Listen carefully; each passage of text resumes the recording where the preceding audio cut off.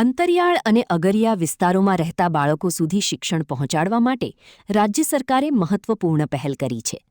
નાયબ મુખ્યમંત્રી હર્ષ સંઘવીએ અગરિયા વિસ્તારમાં સ્કૂલ ઓન વ્હીલ્સ બસનો શુભારંભ કરાવ્યો.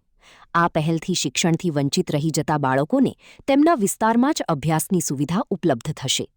અગરિયા પરિવારો મીઠાના અગરોમાં લાંબા સમય સુધી વસવાટ કરતા હોવાથી તેમના બાળકોના શિક્ષણ પર અસર થતી હોય છે.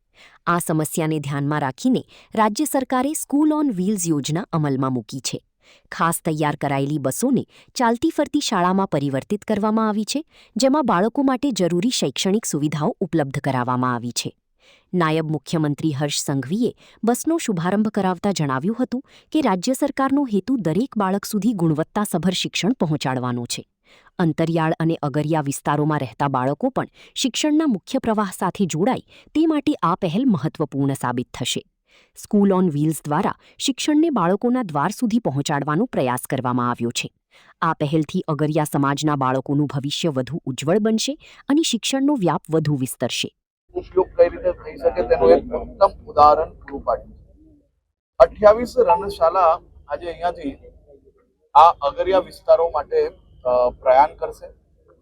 આ રનશાળા એ એક ખૂબ જ યુનિક મોડેલ છે. બસની અંદર 20 થી વધુ બાળકો સીધી સોલર એનર્જીના માધ્યમથી ટીવી અને ડિશ ટીવીનું બી અંદર જ વ્યવસ્થા છે, જેથી ઓનલાઈન જે ક્લાસીસ ગુજરાત સરકાર દ્વારા ચલાવવામાં આવે છે તે બી આ બધા જ બાળકો લાભ લઈ શકશે. આ બાળકો જે રનની અંદર જેના પરિવારજનો કામ કરી રહ્યા છે, જે ભણતરથી ક્યાંક ને ક્યાંક દૂર જવું પડે તે માટે ભણતરથી દૂર રહેતા હતા, એવા પ્રત્યેક બાળકોને આ બસમાં ક્લાસ થકી આવનારા દિવસોમાં ભણતર આપવામાં આવશે. આપ જોઈ શકો છો, આ બસો જે કંડમ હાલતની અંદર હતી એ જ બસ આજે ઉત્તમ શાળાની ક્લાસ હોય એ પ્રકારની વ્યવસ્થાઓ આ બસની અંદર કરવામાં આવી છે. સંપૂર્ણ રિવેમ્પ કરવામાં આવી છે.